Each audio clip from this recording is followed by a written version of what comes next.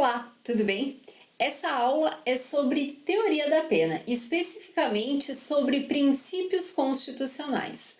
Nós vamos começar com o princípio da intranscendência, que está previsto no artigo 5º da Constituição, inciso 45, que diz: nenhuma pena passará da pessoa do condenado, podendo a obrigação de reparar o dano e a decretação do perdimento de bens ser, nos termos da lei, estendidas aos sucessores e contra eles executadas até o limite do patrimônio transferido. Aqui nós temos o princípio, então, da intranscendência, pessoalidade ou personalidade da pena.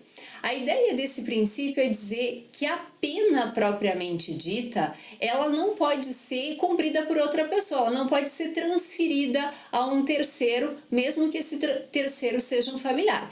Agora, a obrigação de reparar o dano causado pelo crime, essa sim, se a pessoa do condenado deixar bens, vindo a falecer deixar bens, é possível que essa obrigação de reparação de danos seja adimplida pelos bens que o condenado deixou. Então não é propriamente que o herdeiro perca uma parte da herança para saldar o débito do condenado. É que o próprio patrimônio do condenado, que a gente vai chamar aí de espólio, ele vai arcar com o débito criminal.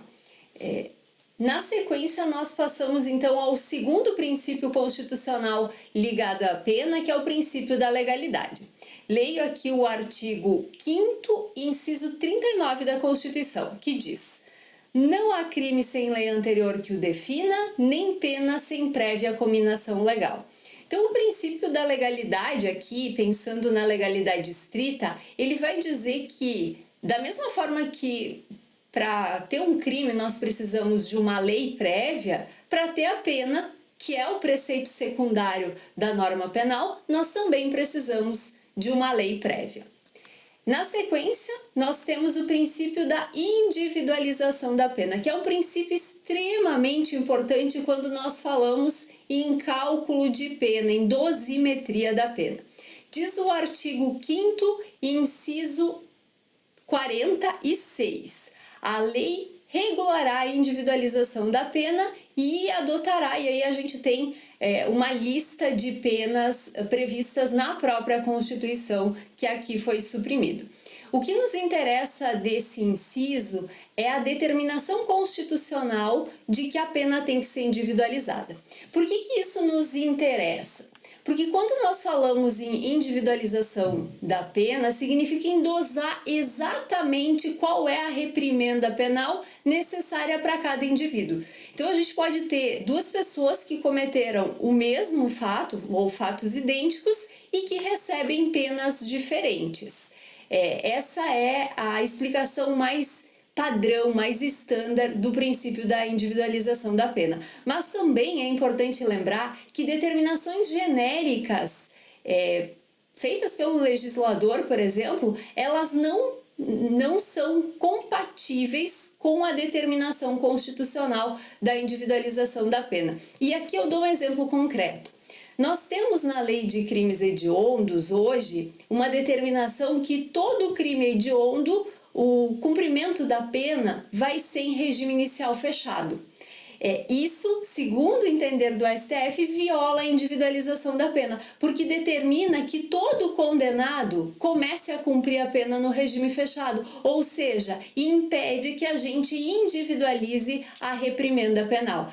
Portanto, esse princípio é extremamente importante para a gente entender que em cada caso o juiz vai ter que dosar exatamente qual é a reprimenda penal para aquele indivíduo naquele contexto.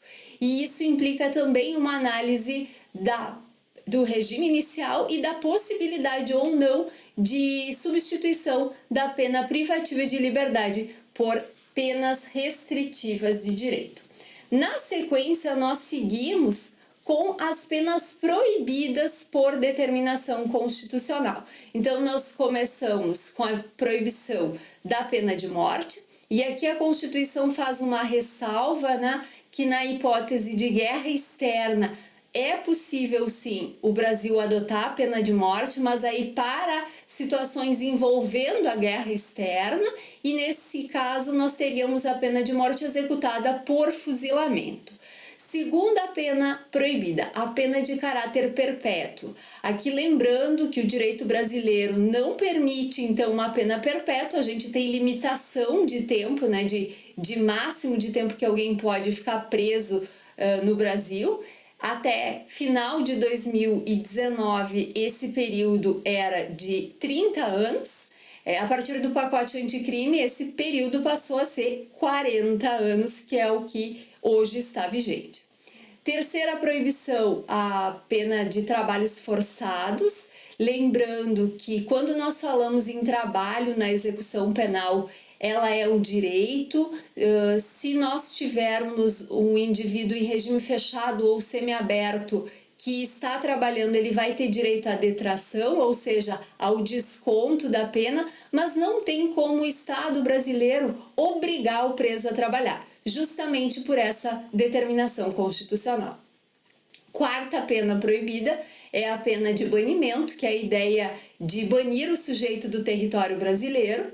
E a quinta possibilidade é uma possibilidade totalmente aberta, que é a proibição a penas cruéis.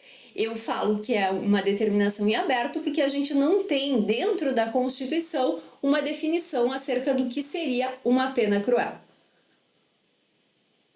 A título de curiosidade, eu acho importante mencionar que nós temos um questionamento internacional envolvendo a Comissão Interamericana de Direitos Humanos acerca da forma como se cumpre pena no Presídio Central em Porto Alegre. Segundo juízes que acionaram esse organismo internacional, seria uma forma de pena cruel, ou seja, a execução da pena dentro do Presídio Central em Porto Alegre violaria essa determinação constitucional, da proibição de penas cruéis. Seguimos a análise de princípios constitucionais ligados à pena e, na sequência, nós temos a separação dos apenados. A Constituição determina que, leio, a pena será cumprida em estabelecimentos distintos de acordo com a natureza do delito, a idade e o sexo do apenado. Bom, aqui a gente vai ler esse inciso da Constituição de acordo com a Lei de Execução Penal, que determina a separação, então, entre homens e mulheres em estabelecimentos distintos. Se determina também que os presos vão ser classificados conforme eles sejam primários ou reincidentes e conforme a gravidade do crime. Então, crimes sem violência ou grave ameaça seriam os condenados separados dos condenados por crimes com violência e grave ameaça. Além disso, nós teríamos uma separação entre os presos condenados já, definitivamente, é claro, e os presos provisórios. Inclusive, a LEP determina que sejam estabelecimentos diferentes, né? O preso provisório ficaria na cadeia pública. Acontece que, na prática, a gente não tem estabelecimentos diferentes nos termos que a LEP determina. Então, o que a gente faz? Gambiarras. Entre essas gambiarras está colocar homens e mulheres no mesmo estabelecimento, mas separando por alas. Isso já foi parar no STF e o STF entendeu que isso é constitucional, porque a exigência constitucional é de não manter todo mundo junto. Então, se eu tenho uma separação por ala, segundo o STF, estaria tudo certo. Seguindo nos preceitos constitucionais, nós temos a necessidade de respeito à integridade do preso, né? Fala especificamente em integridade física e moral. Aqui eu lembro que quando nós temos um sujeito preso, nós temos a liberdade dele atingida.